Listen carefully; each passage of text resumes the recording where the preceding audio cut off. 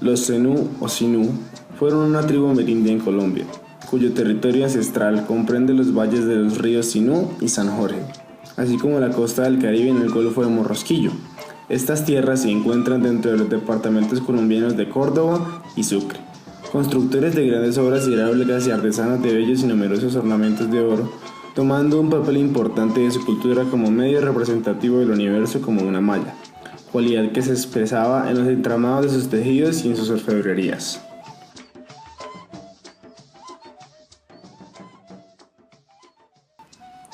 La idea de la malla está presente en muchas sociedades indígenas actuales.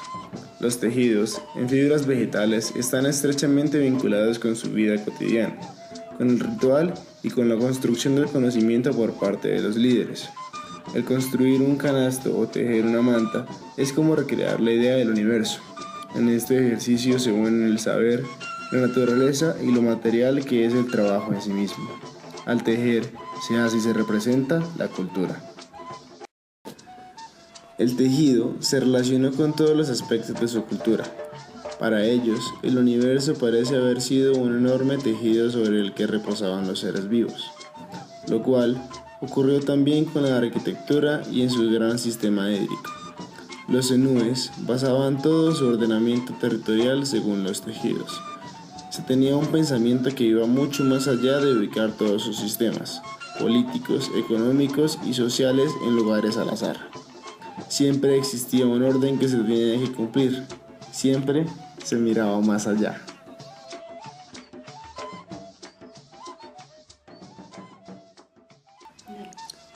El territorio que ocupó la cultura zenú se sitúa en medio de la depresión Momposina, la cual se encuentra en las llanuras del Caribe. Anualmente a este sitio llegan las aguas de los ríos Magdalena, Cauca y San Jorge, lo cual provoca la inundación de la zona. Actualmente es un problema para los habitantes de esta zona, pero los zenúes lo lograron resolver creando una malla de canales, aprovechando el agua y los sedimentos que traía consigo.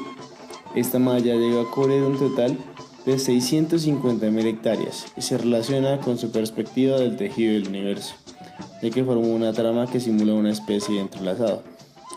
La comunidad zenú se ubicó en este gran sistema que, además de ser útil por su funcionamiento, provocó la transformación de la llanura que era en su naturaleza este lugar.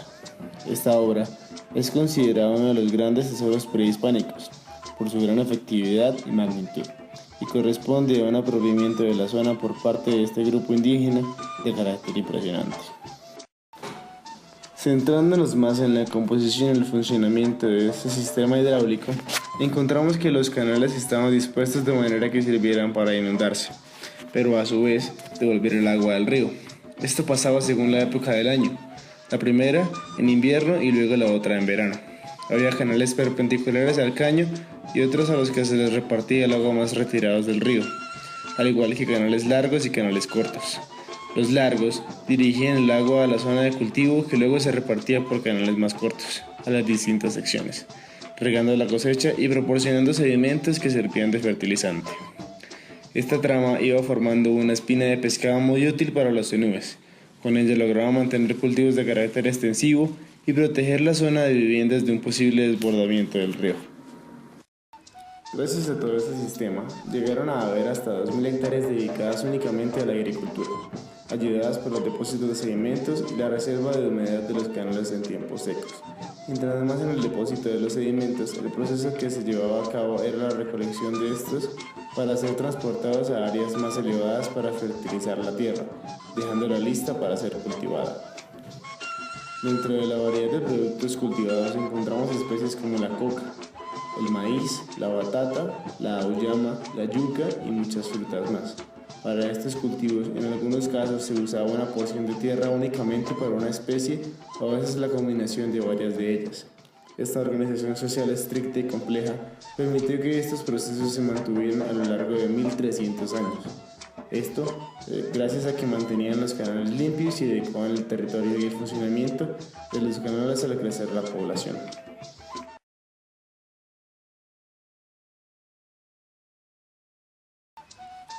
Los primeros asentamientos en el Valle Sinú empezaron durante la época de gran sequía, entre 850 a.C. aproximadamente. fechas que concuerdan con las primeras adecuaciones de campos elevados. La vivienda sobre elevada es dispersa con algunos centros muy poblados. Los camellones y áreas de vivienda están intrínsecamente ligados. Los pequeños canales en damero rodean las zonas de habitación, formando huertas domésticas.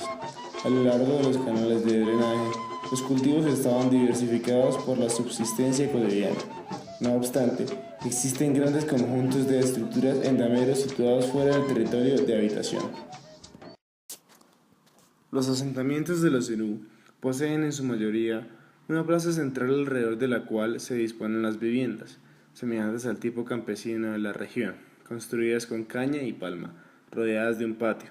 Estos caseríos se forman a partir de los lazos matrimoniales entre dos o tres familias que comparten un territorio. En Finzenú se construyeron dos tipos de casas. Unas eran muy espaciosas, pues eran casas comunales o multifamiliares. Próximas a cada una de estas se levantaban 3 o 4 casas de dimensiones más pequeñas en las que vivían los sirvientes y se guardaban las cosechas. Los distintos asentamientos se caracterizaban por poseer unas terrazas artificiales. Además, las viviendas tenían techos que podían ser transportados. Los inmuebles generalmente eran en cerámica, madera, conchas y frutas que se encuentran en la naturaleza que solían tener el entramado característico de su cultura, representando la malla como el universo.